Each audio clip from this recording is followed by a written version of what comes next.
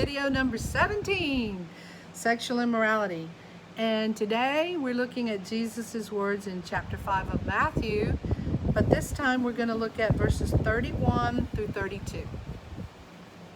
Furthermore, it has been said, whoever divorces his wife, let him give her a certificate of divorce. But I say to you, whoever divorces his wife for any reason except sexual immorality causes her to commit adultery. And whoever marries a woman who is divorced commits adultery. Wow, that's hard. This is probably where a whole lot of very legalistic people have said divorce is a sin.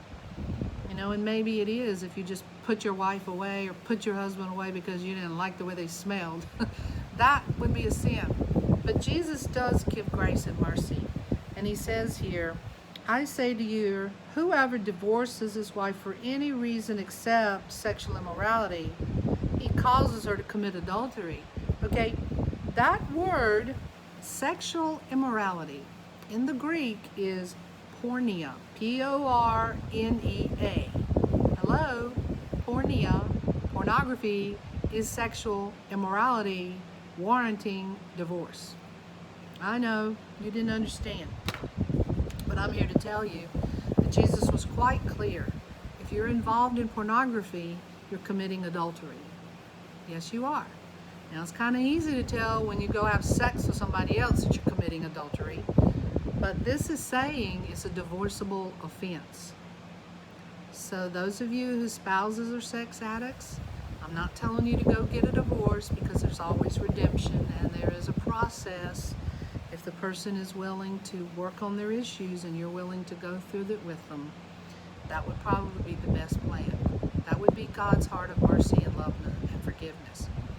But also I'm telling you that if you're married to a sex addict, then you have the legal right in the scriptures to get a divorce.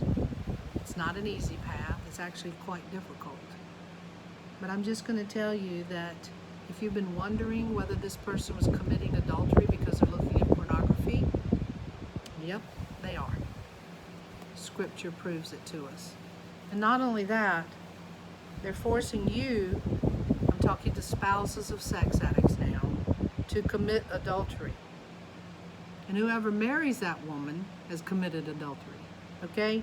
So, sexual immorality allows a person to remarry without committing adultery because you actually were, well, let me see if I get this right. So if you're married to a sex addict and you come to the place where you feel like, I have to get a divorce, I can't live like this anymore, and it's gone on for years, and you've tried therapy and it never worked, well, when you marry someone else, you're not an adulterer. The scripture is clear. Now, if you divorce somebody and they're not sexually immoral, then yeah, you're committing adultery if you get remarried. The Bible's pretty clear about that, and these are Jesus's words. I am going to say this, not using this passage of scripture, but other ones, that it's never God's will to live in an abusive relationship, whether it's verbally, mentally, emotionally, or physical, or sexual abuse.